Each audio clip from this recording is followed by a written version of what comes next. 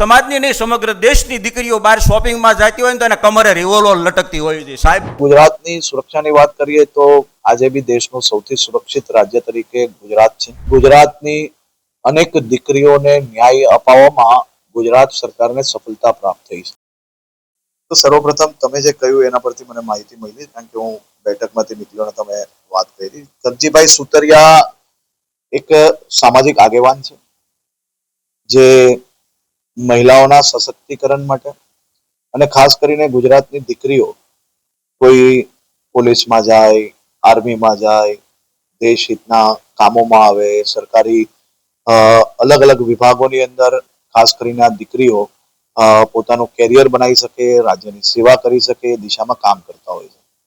મહિલા સશક્તિકરણ માટે એ હંમેશા પ્રયત્નશીલ હોય છે અને હું માનું છું ત્યાર સુધી જેમ તમે મને જે કહ્યું એ અગર જોઈએ તો એમનું જે ધ્યેય છે એ મહિલા સશક્તિકરણમાં આવનારા દિવસોમાં વધુમાં વધુ દીકરીઓ બી પોતાના સશક્તિકરણ માટે આ પ્રકારના ટ્રેનિંગ લે, આ પ્રકારની જે પોતાનો કોન્ફિડન્સ છે એ ડેવલપ કરે તે માટે બોલ્યા હશે હું માનું છું।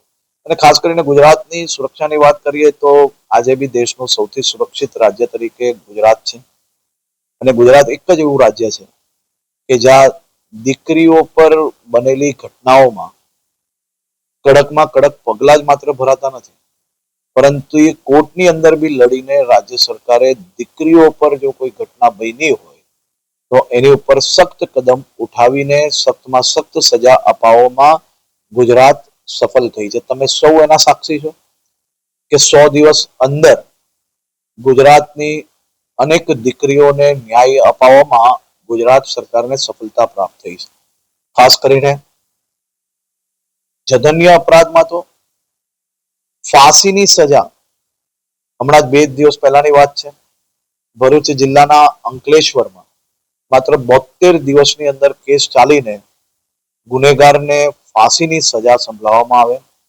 કે સુરત શહેરની વાત હોય કે પછી ભાવનગરની વાત હોય કે પછી અલગ અલગ જિલ્લામાં ઐતિહાસિક જે ચુકાદા આવ્યા છે એ જોશો તો જ અંદાજો આવશે કે આપણા રાજ્યમાં તારીખ પે તારીખની જે માન્યતા હતી, જે લોકો એવું માનતા હતા કે સામાન્ય રીતે કોઈ ઘટના બને તો વર્ષો વર્ષ સુધી આપણે તારીખ પે તારીખ મહેનત જ કરવી પડે પરંતુ ન્યાય ના મળે, પરંતુ ગુજરાતની અનેક અદાલતોએ આ પ્રક્રિયામાંથી લોકોને જે વિશ્વાસ કાયમ અને વધુ વિશ્વાસ બની શકે તે માટે જે પ્રકારના પગલાઓ લીધા છે અને ગુજરાત પોલીસે એક પછી એક ચાર્જશીટો જે ગણતરીના દિવસોમાં ફાઇલ કરી છે, માત્ર 2 વર્ષની અંદર 11 થી વધારે લોકોને ફાંસી 100 દિવસની અંદર અપાવી એ ખૂબ મોટો વિષય છે અને ગુજરાતની સુરક્ષા, શાંતિ, સલામતી એ આપણે સૌ લોકો આ જ પ્રકારે વધુ મજબૂત બને અને આવી કોઈ ઘટના ગુજરાતમાં બને જ નહીં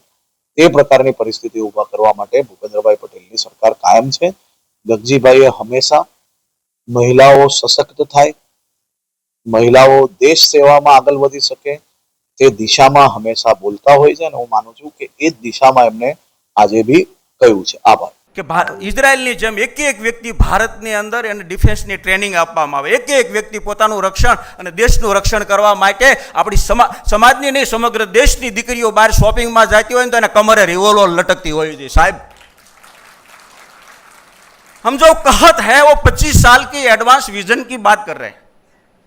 ઇઝરાયલ એવી રીતે ડેવલપમેન્ટ ટક્કર લે છે શા માટે? એક વ્યક્તિ ટ્રેનિંગ લીધેલી ડિફેન્સની, એક વ્યક્તિ આપણે જોઈ રહ્યા છીએ, બાંગ્લાદેશ જોઈ રહ્યા છીએ, પાકિસ્તાન ઓલી બાજુ, વિષયાંતર નથી કરવું, ટૂંકી જ વાત કરી, બધું જોઈ રહ્યા છીએ અને અંદર હું હાલી રહ્યું છે દેશમાં એ બધું જોઈ રહ્યા છે।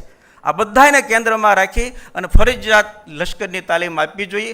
અહીંયા આપણી દીકરીઓને લાઠીની તાલીમ અને તલવારબાજીની તાલીમ આપવામાં આવે છે। આપ સૌની જાણકારી, સ્વરક્ષણ માટે, આપ સૌની જાણકારી માટે